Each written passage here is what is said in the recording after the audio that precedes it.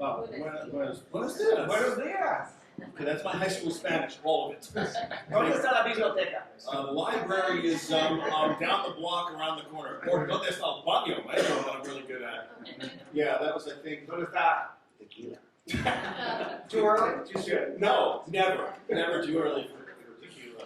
I remember my Spanish teacher had like this thing where we had to hold up a photograph and describe it. So it started en la foto, and then you're like, why is it la and photo? When you got there, I was gone. Yeah. So yeah, that's okay. Anyway, hello, Stephen. Hello, Shelly. ¿Cómo estás? Things are great, thank you. You are now the newly minted, brand new Chief Client Officer of TelevisaUnivision. I am. Which I asked to say Univision. Sure. Because that's what I was That's told what to say. people I was told. Univision, not Univision. Univision. All right. What does a Chief Client Officer do?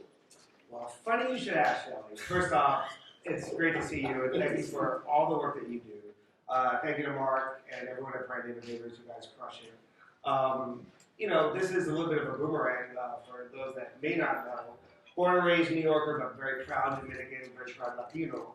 And I've been, kind of in things involving Latinos for over 30 years, basically, at this point. From facing finance, technology, and media. But I actually worked at Univision before it was TelevisaUnivision back in 2008, and so I'm a boomerang. And I feel like, having done a couple of different things, CMO of different data technology companies that we did a lot of work together, then doing my own startup in kind of kids media, kind of diverse kids media, and then working with El Pino de Ves. He's on the movie Coda. He was the music teacher, if you remember the movie. He's the biggest Latino actor in the world.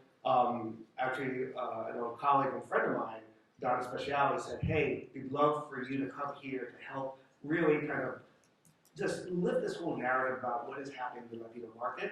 And I joined basically 8 weeks ago. Wow. Well, welcome to your new position. Yes. Yeah. So you guys are broadcasting the Super Bowl in Espanol. Mm-hmm. First time ever for NBC. So yeah, Big deal. So well, NBC has its own. Like Paramount doesn't have its own Spanish language network, so you guys partnered up. That's right. That must have been an interesting financial deal. Care to discuss? I think the official company line is no comment. No, but it was actually really the NFL kind of helping to bring it together because the NFL and Tim Ellis, who is the CMO, is a good friend of ours. They are so invested in the Latino market, and I feel like this day and age, I mean, you know the stat, but for maybe the general public, 20% of the U.S. population being Latino, 30% of Gen Z, and 50% in some states of all babies being born are Latino. So the NFL is so smart; they understand that they need this audience to grow because, as goes the Latino market, so goes the country. So it's a great segue into when you think about Hispanic culture. It's not one thing, and I think a lot of marketers, Spanish language means one thing. Yeah. You know as well as anyone that there is a rainbow of culture, and it's geographic. Yep. And how do you get that message to marketers everywhere, or any marketer actually? How do you that seems to me to be the challenge. What I would say is come back to kind of first principles, right? Marketing 101. It's about putting the consumer at the center of everything you do. And so whether you, Shelly, are the consumer and someone wants to engage you, they need to understand your interests. And I feel like it was really, kind of unlocking, kind of this interest graph, understanding interest. Language is just a tactic. And I keep telling people, we're not running the Super Bowl in Spanish, we're running it in culture. And understanding that nuance, that this is actually much more than just a media company, this is actually a culture platform. And that you understand the cultural nuances of the way that we want to engage, the way that we want to consume content, whether it's music, whether it's sports, whether it's news, kind of our stars. Like, there's this whole part of the country that is just kind of not seen. And that was really what kind of prompted me to come back to really help lift up our community because it's so needed. And so for anyone that is thinking about, how do I get started? It's not just about language. It's really about what are the interests. And certainly you have, a lot of Mexicans that are in California, where I was, now in LA, but I'm a New Yorker, and there's tons of Dominicans and Puerto Ricans, a very, Caribbean center. But the thing that unites is honestly our interests. So whether it's music and sports, food, all the passion points, those are the things I would rally around if I was marketing. I think the notion that language is a tactic is pretty deeply misunderstood. There are all kinds of dialects of Spanish as there are dialects of English. The dialects of Spanish... What are y'all talking about? Yeah. And each kind of describes, as reality is described by our language and our language constructs, each kind of describes a cultural approach. But it's just a tactic. And when you talk about interests, the way the interest graph is laid out, what's the best way for a marketer who really doesn't deal with this, because the media planning and buying agencies tend not to deal with something you're describing. What is the way to get this into the zeitgeist? How should you as a marketer think about it if you're buying and planning? Like, where do you want to see this evolve to? Look, I'll give you a real concrete example. So Lara, who's the CMO at Intuit, TurboTax is actually running the Super Bowl on Univision, right? Super excited. I don't know if you've seen this spot. They've done this incredible spot about small businesses, and they've done it in English and they've done it in Spanish. And it opens up with, a daughter going to her mom saying, hey, they have a family business and it's a bodega and, kind of typical small business. And she's like, I rock my mom's world with 5 words. I want to, start my own business or something like that. And it was not the family business. She wanted to start her own perfume D2C company. And so the whole spot, the whole creative is about this journey of this, Gen Z who happens to be Latina, but it was all these cultural nuances, understanding the mom's reaction. They had like the grandma reacting, like the food, like the culture, but it was so in culture. And they did it in English, and so if you're watching, kind of an English language network, you'll see that. And then in Spanish, it's actually in Spanish, but it's in culture. And I think that is just a great example of the way to do it right. If you're buying and planning, do you need to do anything different than you've ever done before? I mean, I feel like it's so easy to kind of think of this as other, right? Like no one says, hey, we're gonna try to reach Black consumers. Does planning and buying need to be different?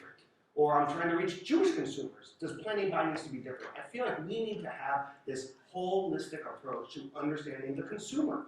And the same work that you would do to reach New Yorkers versus, people in LA versus Black versus Asian versus Latino, like it's understanding planning, and it starts with the insights. Just like you would do anything. It has to be holistic. But literally, when I was at Publicis and we were, running the Walmart media business, literally Walmart has over 4,000 stores across the U.S. 11% of them are in Texas, 9% in California, 7% in Florida, and 5% in Ohio. So over 25% of all of their stores are in multicultural majority markets.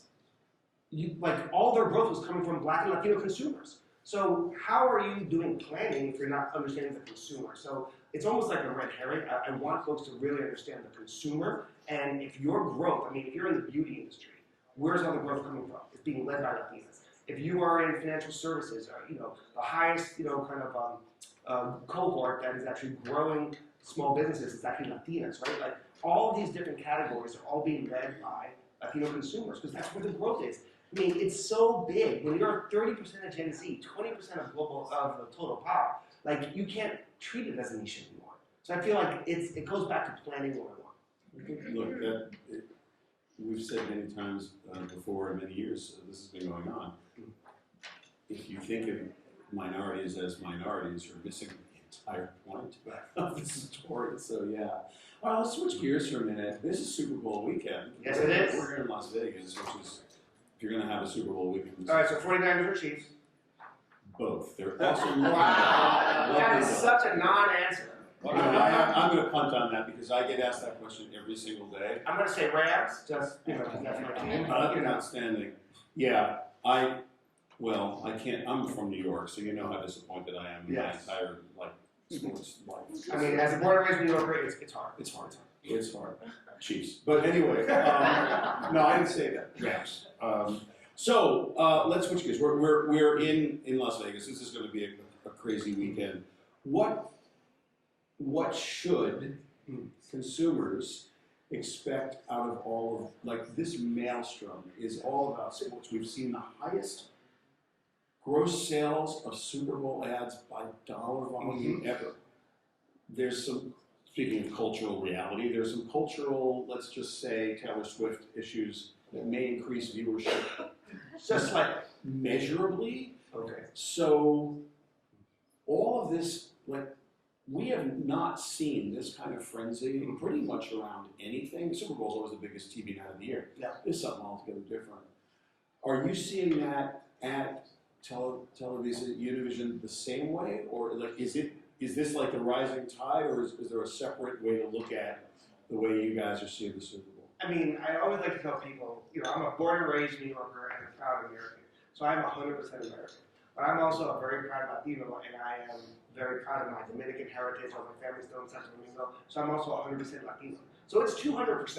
No, well, That's how the math works, right? Yes, I was working that out. Yeah. So this is the kind of thing where I think the NFL, again, kudos to them, they've seen this, where they're like, wow, we want to reach this audience and get them super dense, because they know that Latinos are NFL fans. I mean, if you go to a Rams game, shout out to Jen Prince and Kat and that whole team at the LA Rams, they bring out mariachis. They have a whole kind of campaign around Vamos Rams. Like, you just see this really insightful, culturally authentic way to celebrate the way American football is being done by an NFL team. You look at brands like Pepsi, you look at brands like Verizon, they're trying to figure out how do I connect through the cultural passion points of music, or, Verizon did this awesome, spot, kudos to Leslie and the whole Verizon team. It's around their offering called Total, or Total, and they took this just beloved merengue song called Suavemente, if everybody knows that song, and they flipped it and it said Totalmente, and so they're doing a really fun pun on that play of words.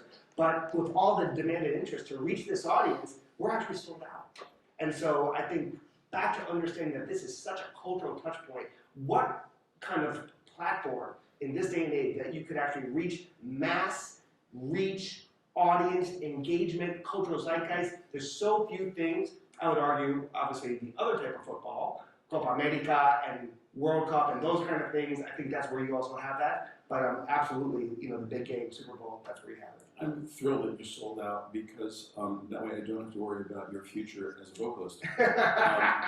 No, that's awesome. So tell me but about the dancing's better than the vocals. I've seen it. Yes. Yeah, it's very, very good. Very good.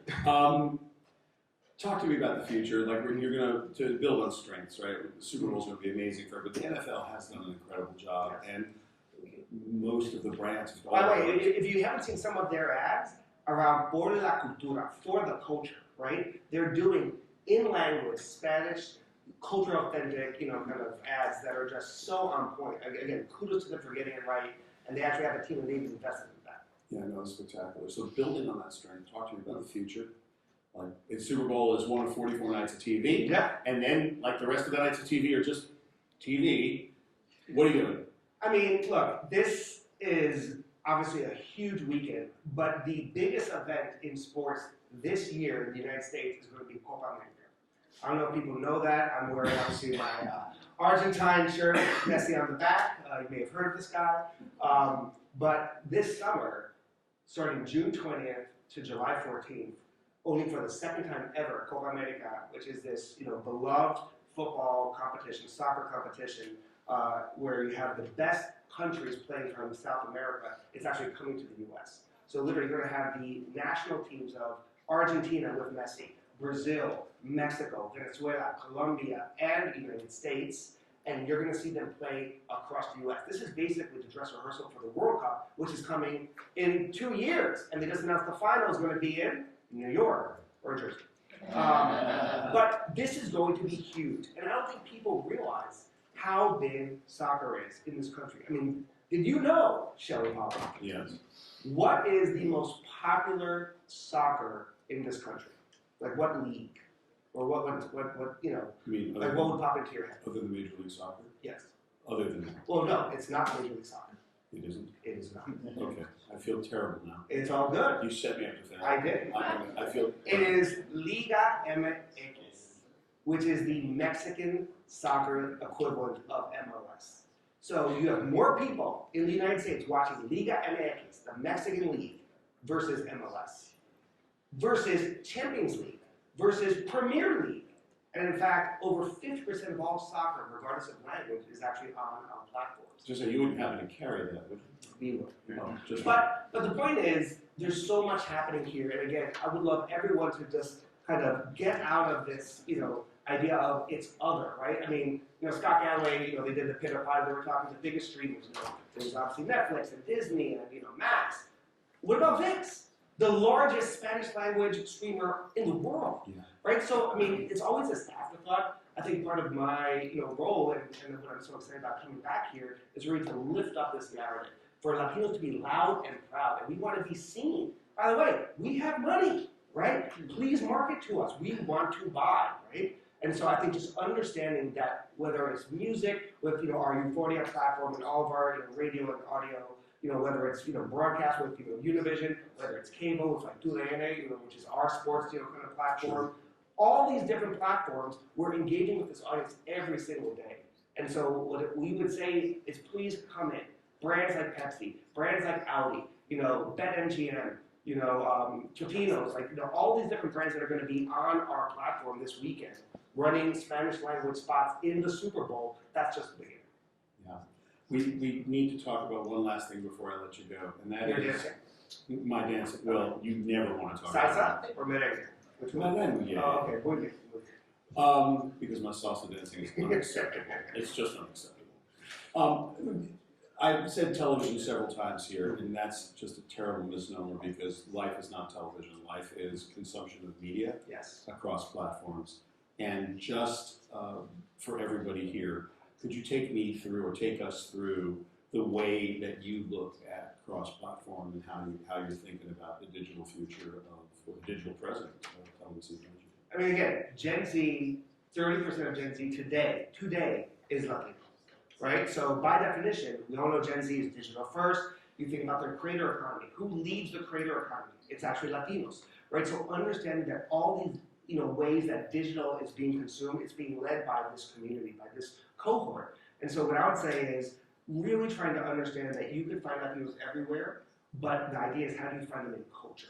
And you can find someone watching, Bad Bunny on YouTube, but it might be you, right? It could be. It might be you. But when you actually experience these things in culture, it means something different. And so what I would invite everyone is to think about how are you just engaging, just start that journey. And if you're on the journey like some other brands, lean in more because you will see this incredible fandom around your brand, around these cultural touch points. But there is so much more to come. We're just getting started. And I'm excited actually for people to really experience the culture, whether it's music, sports, food, you name it. Come on in. The water is nice and warm. It's a mic drop moment. Ladies and gentlemen, Wolfe, Pereira.